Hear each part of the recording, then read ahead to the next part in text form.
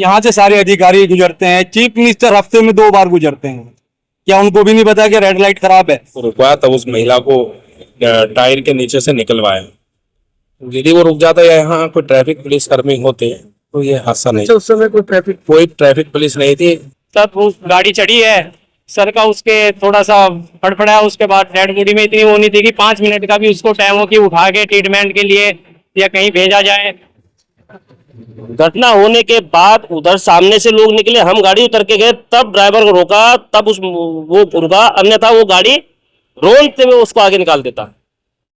आपने तस्वीर देखी, ट्रक से जो है एक महिला का एक्सीडेंट हुआ है। उत्तराखंड की राजधानी देहरादून शिमला बाईपास पे इस वक्त मैं मौजूद हूँ और एक भीषण एक्सीडेंट हुआ है, जिस एक्सीडेंट में एक महिला की मौके पर मौत हो गई है। अभी तक शनाख्त नहीं हो पाई है, लेकिन महिला के जो डॉक्यूमेंट्स हैं उनसे पुलिस द्वारा जो है पता लगाने का प्रयास किया जा रहा है कि महिला कहाँ की रहने वाली थी। और यही मेरे पीछे से जो है कुछ देर पहले एक ट्रक आ रहा था और वो ट्रक शिमला बाईपास से होते हुए मेहुवाला की तरफ जा रहा था, तो महिला आती है और उसके ट्रक से टक्कर लगती है और बताया जा रहा है कि वो ट्रक के नीचे आ जाती है और उसका पहिया जो है उसके महिला के सर के ऊपर से गुजर जाता है और महिला की मौके पर मौत हो जाती है। जो पुलिस के आला अधिकारी हैं वो यहाँ पर पहुंचे हुए हैं और जो स्थानीय पार्षद हैं वार्ड 77 के जाहिद अंसारी वो भी यहाँ पर पहुंचे हैं। चलिए जो स्थानीय लोग हैं उनसे बात करने की कोशिश करते हैं और जिन्होंने मौके पर इस घटना को देखा है उनसे बात करने की कोशिश करते हैं। लेकिन एक अच्छी बात ये रही कि जो पुलिस के जवान थे और जो स्थानीय लोग थे उन्होंने मौके पर पहुंचकर मामले को संभाला और ट्रक को साइड लगवाया और महिला के शव को किसी तरह से छोटे हाथी में डाल के उसको जो है यहाँ से हॉस्पिटल भेजा गया है। चलिए आप बने रहिएगा और वीडियो को शेयर कीजिएगा ताकि तस्वीरें आमजन लोगों तक भी जाएं और सावधानी बरतिएगा, क्योंकि देहरादून में देखा जा रहा है कि ट्रैफिक बहुत ज्यादा हो गया है। एक्सीडेंट का जो रेशो है वो भी कहीं ना कहीं बढ़ता जा रहा है। कहेंगे साहिब भाई, देहरादून में जो है एक्सीडेंट का रेशो बढ़ रहा है, क्या मानते हैं इस तरह? ये सब प्रशासन की लापरवाही है। पिछले 1-1.5 साल से लाइट खराब है यहाँ पे और कई बार कंप्लेंट करने के बाद भी कोई तवज्जो नहीं दी जा रही। आज अगर इस चौक पे कोई भी पुलिसकर्मी होता तो शायद ये वारदात ना होती। अच्छा, उस समय कोई पुलिसकर्मी नहीं। शासन से क्या उम्मीद लगाएंगे कि इस एक्सीडेंट के बाद हरकत पे आया? बस मैं यही उनसे प्रार्थना करना चाहता हूँ कि इस हरकत के बाद ये जो लाइटों की व्यवस्था है ये ठीक करी जाए, चौक पे पुलिस प्रशासन अलर्ट रहे और जितना भी ट्रैफिक हमारे देहरादून में है उसको देखते हुए हर एक चौक पे पुलिसकर्मी हो और बड़े संयम के साथ उसको चला। पूरे शहर में हमने भी देखा है कई जगह रेड लाइटें खराब हो जाती हैं, तो उसको समय अनुसार कराया नहीं। जब तक कोई हादसा नहीं होगा तब तक इनका ध्यान ही नहीं जाता उससे। अच्छा, हादसे के बाद इनका ध्यान जाएगा तब वो ठीक होंगी। आप चाहे कंप्लेंट कर लो या ना करो, उससे कोई बात। निरंजनपुर मंडी चौक पे भी जो लाइटें हैं बड़ी वाली वो भी खराब है, कई बार कंप्लेंट भी की गई है, अखबारों के माध्यम से भी छापा। क्या वजह है कि संज्ञान नहीं लिया? बड़ी सुस्ती है। यहाँ से सारे अधिकारी गुजरते हैं, चीफ मिनिस्टर हफ्ते में 2 बार गुजरते हैं।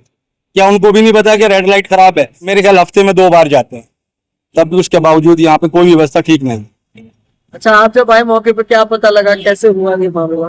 वही एक्सीडेंट हुआ। मैं तो अपना मोहब्बे वाला गया हुआ था, वहां से लौटा तो देखा बीच में ट्रैफिक है, मैं पैदल दौड़ते हुआ आया। जब मैंने यहाँ के देखा तो माहौल बड़ा खराब था। आप मौके पर मौजूद समय मैं और मेरे सहयोगी भाई आशीष मौके पे थे। लोगों ने उसको रुकवाने का प्रयास किया लेकिन वो नहीं रुक पाया। हाल फिलहाल जब लड़के जो हमारे साथ रहते हैं उन्होंने भाग के उसको पकड़ा, उसको रुकवाया, तब उस महिला को टायर के नीचे से निकलवाया। यदि वो रुक जाता या यहाँ कोई ट्रैफिक पुलिस कर्मी होते तो ये हादसा नहीं। उस समय कोई ट्रैफिक पुलिस नहीं थी। क्या कहेंगे, आप भी वार्ड 88 से पार्षद हैं, इस तरह की चीजों का संज्ञान लेना चाहिए शासन प्रशासन। बहुत गंभीर विषय है, कितने लोगों की जान जाती है अक्सर, और नो एंट्री से आ रहा है वो ट्रक। इन लोगों की लापरवाही है, उन लोगों के खिलाफ सख्त एक्शन होना चाहिए, क्योंकि वो मंडी साइड से आया तो मंडी साइड नो एंट्री है, शहर का क्षेत्र है। और मेहुवाला और जा रहे थे तब भी नो एंट्री है, क्योंकि ग्रामीण क्षेत्र है। मेहुवाला से आगे बोड़ावाला, गोरखपुर, इनमें आबादी का घना क्षेत्र है और 10-10, 15-15 टायर, 20-20 टायरें गाड़ी दिन में अगर चल रही है तो पुलिस की बड़ी लापरवाही है। क्या कहेंगे संबंधित विभाग को इस तरह की चीजों का संज्ञान? बिल्कुल सख्ती से कानून का पालन कराएं सब लोग। एक हेलमेट वाले को पुलिस ऐसे पकड़ती है जैसे एक आतंकवादी को पकड़ रही है, और इन लोगों को खुली छूट दी जा रही है, तो शासन प्रशासन को गंभीरता से संज्ञान लेना चाहिए। जिस समय महिला के टक्कर लगी, मैं इसी चौक पे रेड लाइट पे रुका था, सबसे आगे मैं ही था। मैं उस ट्रक को भी देख रहा था, उसके जब टक्कर लगी महिला के उसको भी देखा, और उसी समय हमने गाड़ी चीखना चिल्लाना शुरू कर दिया कि रुक जा भाई, रुक जा रुक जा रुक जा। अगर वो हमारी बात को ध्यान दे लेता तो शायद ये घटना होने से बच जाती।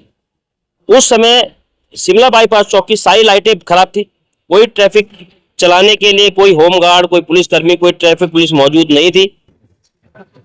घटना होने के बाद उधर सामने से लोग निकले, हम गाड़ी उतर के गए, तब ड्राइवर को रोका, तब वो रुका, अन्यथा वो गाड़ी रोकते हुए उसको आगे निकाल देता। क्या नाम है? मोहम्मद आबिद।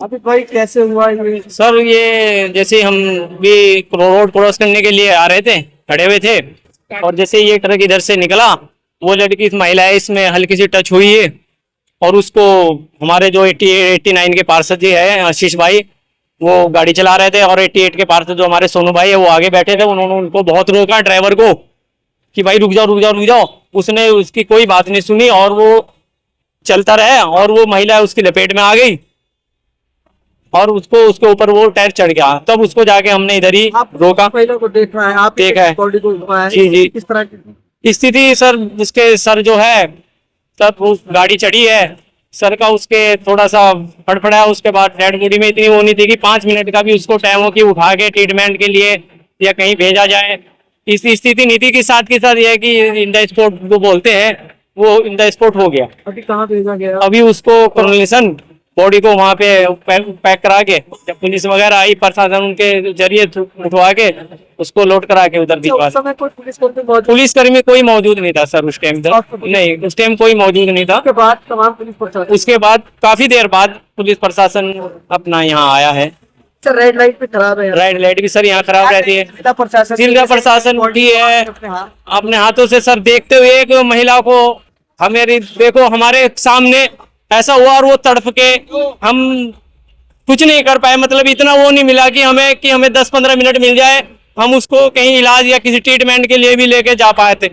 उनको इतना भी वो नहीं हुआ कि साथ के साथ प्रशासन को जागना चाहिए। और सर ये जो इतनी बड़ी बड़ी गाड़ियां है, ये दिन भर चलती रहती है, इन पे भी रोकथाम होनी चाहिए।